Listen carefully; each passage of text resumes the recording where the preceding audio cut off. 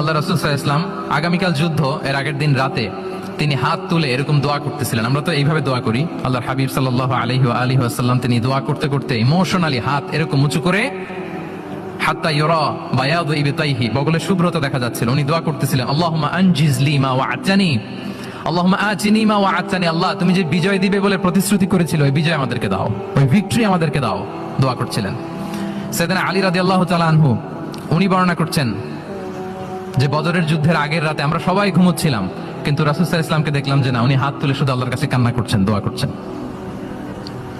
আবু বকর রাদিয়াল্লাহু তাআলা আনহু উনি বলেন যে আমি যে দেখলাম যে তিনি ফজর পর্যন্ত দোয়া চালিয়েই যাচ্ছিলেন, দোয়া চালিয়েই যাচ্ছিলেন, দোয়া কন্টিনিউ করছিলেন তিনি। এবং দোয়া করতে করতে রাসূল সাল্লাল্লাহু আলাইহি ওয়াসাল্লাম এতটাই ইমোশনাল হয়ে গেলেন যে ওনার গায়ের চাদরটা নিচে পড়ে গেল। আবু বকর রাদিয়াল্লাহু তাআলা আনহু যে বলেন, ইয়া নবী আল্লাহ, কাফাকা মুনাশাদাতুকা রাব্বাক ফাইন্নাহু সায়ুনজিজু লাকা মা ওয়া'আদাক।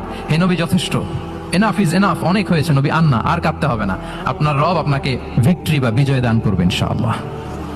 তাহলে দেখেন, যুদ্ধের আগের রাতে সেনাপ্রধান কি করে? এই কৌশল ওই কৌশল, কোন দিক দিয়ে অ্যাটাক করা যাবে, ওয়ার স্ট্র্যাটেজি ঠিক করে, তার সাথে যারা আছে তাদের সাথে পরামর্শ করে। কিন্তু রাসূল সাল্লাল্লাহু আলাইহি ওয়াসাল্লাম সবকিছু